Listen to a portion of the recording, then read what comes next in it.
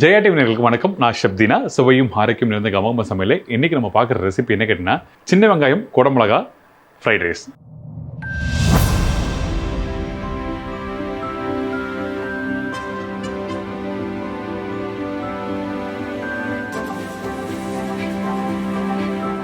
இது பார்த்தீங்கன்னா, நான் ஒரு ட்ராவல் பண்ணி ஷூட் முடிச்சு ட்ராவல் பண்ணி வரும்போது ஒரு சின்ன வண்டி கடையில் இந்த ரெசிபி ட்ரை பண்ணி பார்த்தேன். ரொம்ப நல்லா இருந்தது. அதுவும் பர்டிகுலராக அவங்க சொன்னாங்க, ஃப்ரைட் ரைஸ்னால் நீங்கள் எப்போ போல் இந்த சோயா சாஸு, இந்த அஜினமோட்டோ அந்த மாதிரிலாம் போட்டு சாப்பிட்ருப்பீங்களே, இங்கே அதெல்லாம் எதுவுமே இல்லை சார். குடமிளகா, அதுக்கப்புறம் இந்த சின்ன வெங்காயம், அப்புறம் முட்டையோட போட்டு டாஸ் பண்ணி கொடுத்தாங்க. அந்தளவுக்கு பிரமாதமான ரெசிபி, ரொம்ப ஈஸி ரெசிபி, ஒரு 3 நிமிஷத்துலேயும் முடிச்சலாம். அந்தளவுக்கு ஒரு சூப்பர் ரெசிபி தான் இன்றைக்கி பார்க்க போகிறோம். இப்போ இந்த ரெசிபிக்கு தேவையான பொருட்கள் பார்த்துருங்க.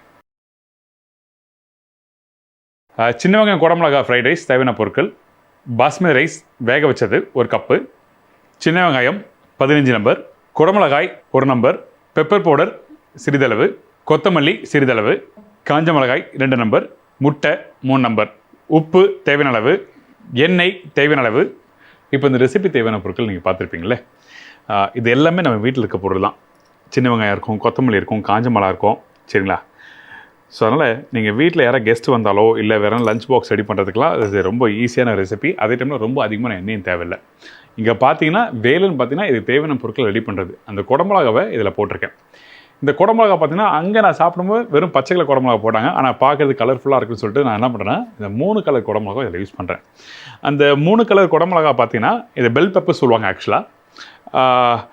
எல்லோ, ரெட், க்ரீன் பார்க்குறதுக்கு கலர்ஃபுல்லாக இருக்கும். அதே டைமில் இந்த குடமிளகா குக் பண்ணும்போது பார்த்தீங்கன்னா முக்கியமாக கவனிக்க வேண்டிய விஷயம், ரொம்ப நேரம் நீங்கள் டாஸ் பண்ணி குக் பண்ணக்கூடாது. அப்படி குக் பண்ணிங்கன்னா தண்ணி விட ஆரம்பிச்சிடும். அந்த ரைஸோடு சேர்த்து சாப்பிட்றது நல்லா இருக்காது. ஆல்வேஸ் குடமிளகா நீங்கள் சாப்பிடும்போது பார்த்தீங்கன்னா க்ரன்ச்சியாக இருக்கணும்.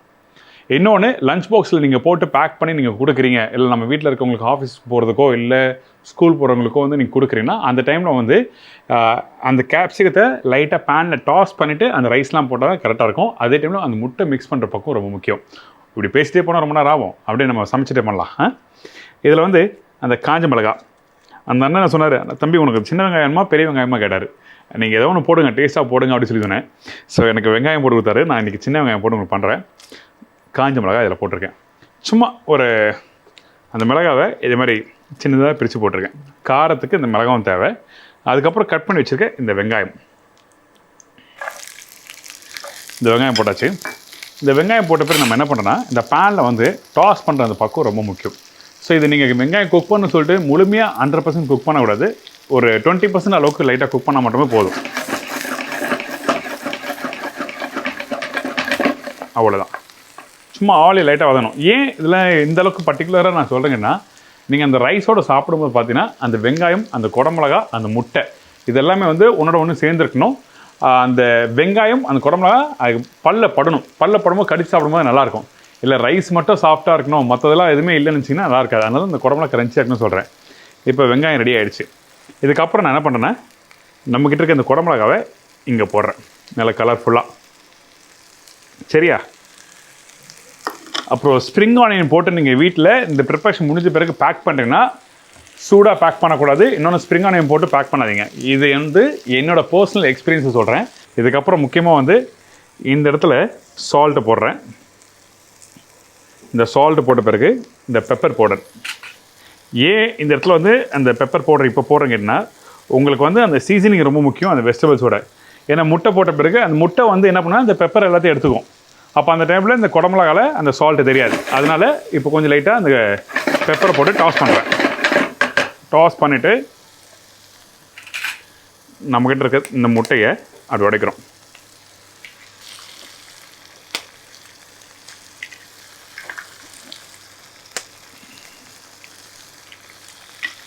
உடைச்சிட்டு இந்த இடத்துல முட்டையை நம்ம குக் பண்ணுற பக்கம் பார்த்தீங்கன்னா முழுமையாக குக் பண்ணிட்டு ரைஸ் போடுறாரு. எப்பயுமே ஒரு 80 to 90% லைட்டாக வெந்து வர டைமில் நம்ம என்ன பண்ணுறோம், இப்படி டாஸ் பண்ணிட்டு ரைஸை போட்டணும். அப்போ என்ன ஆகுனா, அந்த மீதி 10% வெந்து வர டைமில் அப்போது இந்த ரைஸும் நல்லா வெந்துடும். சரிங்களா?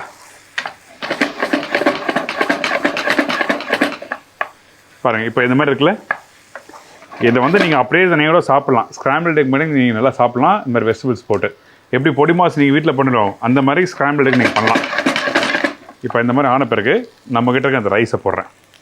இந்த ரைஸ் பாஸ்மதி ரைஸ் வேக வச்ச ரைஸ் அதை போட்டிருக்கேன். நம்ம வீட்டில் பொன்னி ரைஸ் இருந்தால் நீங்கள் பொன்னி ரைஸ் யூஸ் பண்ணலாம், ஒன்றும் தவிர எதுவுமே இல்லை. சரிங்களா? இதுக்கப்புறம் கொஞ்சம் கொத்தமல்லியை தாராளமாக போடுறோம். ஸ்ப்ரிங் ஆனியன் தான் ஸ்ப்ரிங் ஆனியன் போடுங்க, ஸ்ப்ரிங் ஆனியன் இல்லாதவங்க கொத்தமல்லி போடுங்க. ஏன்னா சின்ன கடை தான், கொத்தமல்லியை போட்டு அல்டிமேட்டாக அந்த அண்ணன் பண்ணி கொடுத்தாரு, வேறு லெவல். அதேமாதிரி டாஸ் பண்ணும்போது முக்கியம், நடுவில் டாஸ் பண்ணணும். எப்போவுமே இந்த ஸ்பேச்சலாக நீங்கள் பேனில் நடுவில் இருக்கணும். அப்படி பண்ணும்போது இப்படி டாஸ் பண்ணினா எல்லாமே கரெக்டாக மிக்ஸ் ஆகும். இது ரொம்ப முக்கியம், ஏன்னா ரைஸ் உடஞ்சிச்சா நல்லா இருக்காது.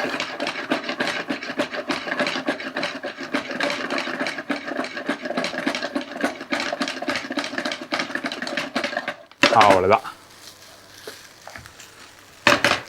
ரெடி ஆகிடுச்சு. ரெடியான மேலே கொஞ்சம் திருப்பியும் கொத்தமல்லி போட்டு அப்படியே சுட சுட சுட எடுத்து சர்வ் பண்ணால் ஒரு சூப்பரான ஃப்ரைட் ரைஸ் ரெடி. நார்மலாக சாப்பிட்ற ஃப்ரைட் ரைஸ்க்கும் இந்த ஃப்ரைட் ரைஸ் நிறைய வித்தியாசம் இருக்குது. கண்டிப்பாக ட்ரை பண்ணி பாருங்கள். ஐம் ஷூர் டெஃபினட்டாக உங்கள் எல்லாருக்கும் ரொம்ப பிடிக்கும். ஏன்னா இந்த ஸ்ட்ரீட் ஃபுட் ஃப்ரைட் ரைஸ்னாவே அது தனி பக்கம். அதில் இந்த ப்ரிப்பரேஷன் பார்த்தீங்கன்னா ஒன்றுமே கலப்படம் இல்லை. வெறும் மிளகுத்தூள், உப்பு, குடமிளகா, முட்டை, ரைஸ், அவ்வளோதான். வீட்டில் பொன்னி ரைஸ்னு நல்லா வேக வச்ச ரைஸ் யூஸ் பண்ணாங்க. சரிங்களா? கொஞ்சம் வேறு வேறையாக இருக்கிற ரைஸ்னால் நல்லா இருக்காது.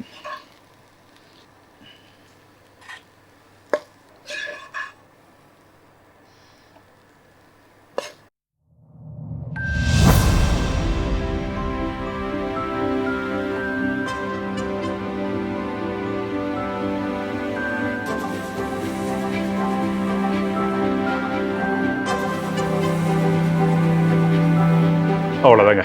பார்த்தீங்களா? நல்லா கமகமாக நல்லா சுட சுட வந்திருக்கு. இதுக்கு தொட்டுக்க டொமேட்டோ கெச்சப், அப்புறம் சால்னா, அதெல்லாம் எதுவுமே தேவையில்லை. எந்த தப்பு செய்யாதீங்க. சுட சுட சாப்பிடுங்க, ரொம்ப நல்லாயிருக்கும். இந்த கார்னிஷ்னு சொல்லிட்டு நிறைய பேர் அந்த கார்னிஷ் வெஜிடபிள்ஸ்லாம் வைப்பாங்க, அதெல்லாம் வேண்டாம். இதுக்கு ஸ்ப்ரிங் ஆனியன் எதுவுமே தேவையில்லை. ஏன்னா அந்த டிஷ்ஷு பார்க்குறதுக்கு பார்த்தீங்கன்னா அந்த கலர்ஃபுல்லாக சூப்பராக இருக்குல்ல, இப்படி தான் இருக்கணும். இன்றைக்கி ட்ரெண்ட் எல்லாம் மாறி இன்றைக்கி அந்த ப்ரெசன்டேஷனும் அந்த ஃபுட்டை எப்படி சூடாக சேவ் பண்ணுறாங்க, அந்த குவான்டிட்டி எப்படி அழகாக ப்ளேஸ் பண்ணுறாங்க, அதான் ரொம்ப முக்கியம். ஸோ ட்ரை பண்ணி பாருங்கள். உங்களுக்கு இந்த ரெசிபி எல்லாருக்கும் ரொம்ப பிடிக்கும். ரொம்ப ஷார்ட்டாக டக்குன்னு ஈஸியாக பண்ணுறது சொல்லி கொடுத்துருக்கேன். இதே மாதிரி இன்னொரு நாள் ஒரு புது ரெசிபியை பார்க்குறோம். See you, bye-bye, take care. கமகம செக்மெண்ட்ல இன்னைக்கு ஒரு சூப்பரான ரெசிபியை எப்படி பண்றதுன்னு தெரிஞ்சுட்டு இருப்பீங்க. மறக்காம உங்க வீட்ல ட்ரை பண்ணி பாருங்க. அண்ட் இதே மாதிரி இன்னொரு செக்மெண்ட் பார்க்கறதுக்கு முன்னாடி நம்ம ஷோல ஒரு சின்ன பிரேக். இது காலை மலர்.